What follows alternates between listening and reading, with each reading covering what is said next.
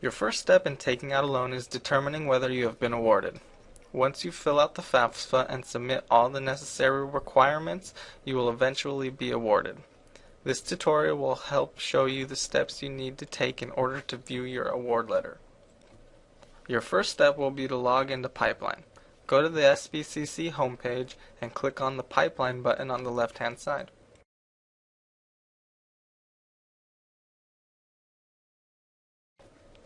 From here you will want to type in your username and password to log in.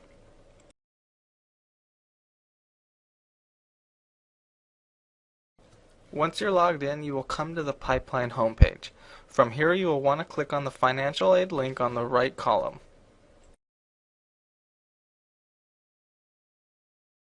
This page allows you to do various things regarding financial aid. However, to view your award letter, you will want to click on Award. From here you can view awards by term, aid year, payment schedule, and history.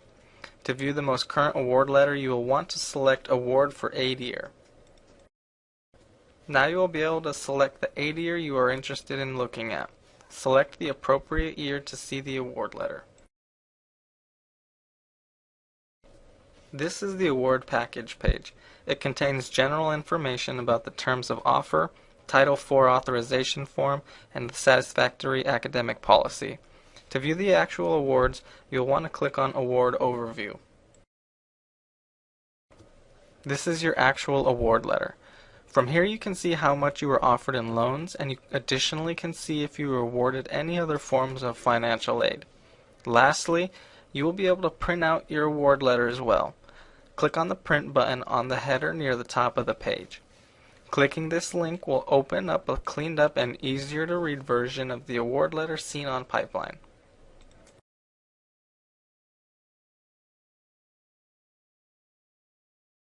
The next step in the process is to complete your entrance counseling.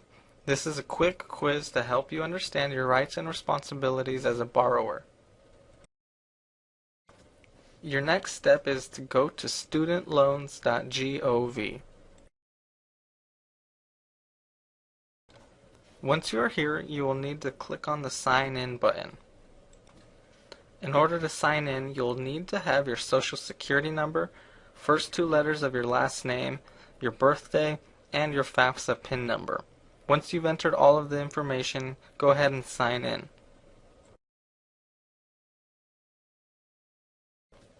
From here you will want to click on the Student Entrance Counseling link in the middle of the page. Clicking on the link will bring you to the start of the counseling page. This page outlines what you will complete in the counseling. Please read through the information and then click on Complete Entrance Counseling. From here you will want to indicate whether you are an undergraduate or a graduate student. For anybody attending SBCC, we'll want to click on the undergraduate bubble and click Continue.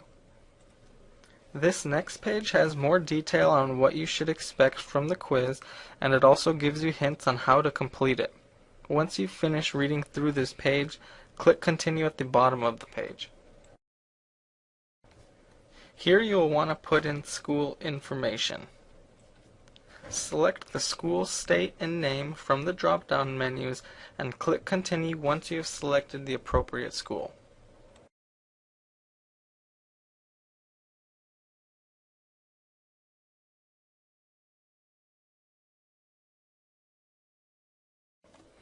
Once you finish the quiz, you should arrive to this screen.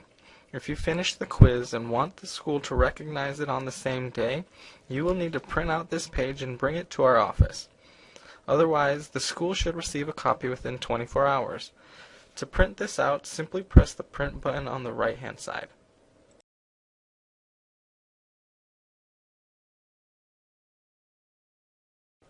Once you have finished with the entrance counseling, you are ready to pick up a loan packet from our office. All you need to do is come to the office and ask for one at the front window. If you are an online student, we can mail you one. Simply call the office and ask us to put one in the mail for you. If you aren't an online student, you can also ask us to mail one to you. However, you will need to submit it in person to our office. Now that you have your loan packet, you can get started on filling it out. Page 2 of the loan packet is the student budget worksheet.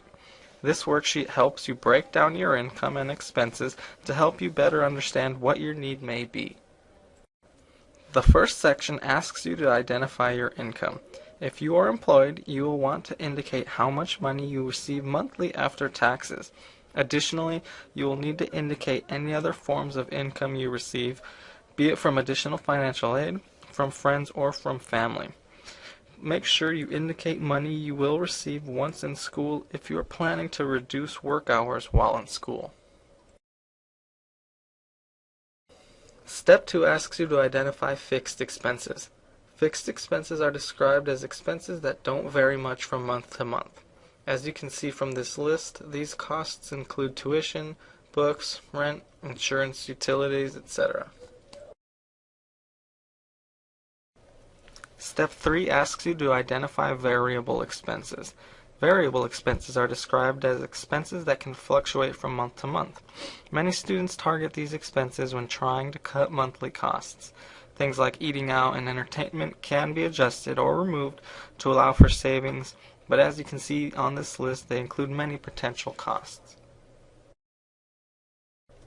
Step 4 asks you to determine how much money you need to borrow. This is a loan and you will need to pay it back. Students are encouraged to borrow what they actually need rather than taking the total amount offered.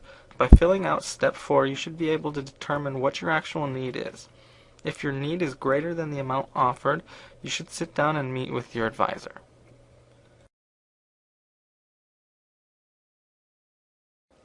This is the student tip sheet. Please review this sheet to help you better understand the breakdown for each section. As you can see, it gives you basic formulas for calculating tuition and books and supply fees. Also note that these are monthly expenses, not yearly, so plan accordingly. Page 3 is the Student Loan Borrow worksheet.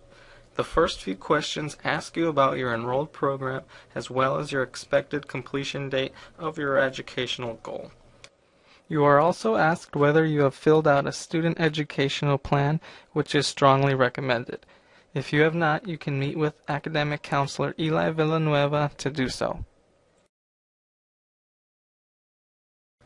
Questions 4 through 6 ask you about the aggregate loan limit, which basically refers to the total amount of money you can borrow while finishing your undergraduate degree.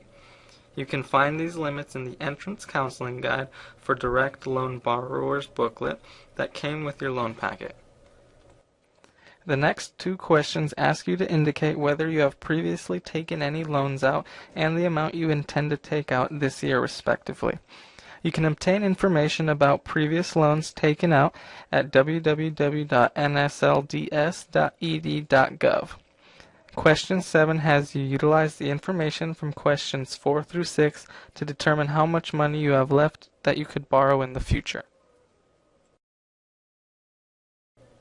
Lastly, question 8 asks you to use the information from questions 5 and 6 to determine estimates for monthly payments. Once you have your total from the two previous questions, you can look to page 11 from the Entrance Counseling booklet and look at the chart to see what your estimated payments should be. Jumping to page 4, we come to the loan request form. The top of the form asks you for general information. The next part of this form asks you to indicate whether your loan is subsidized or unsubsidized and whether you want it dispersed over 2 semesters or for one specific semester. Also, please indicate the purpose of the loan and the expected graduation date as well.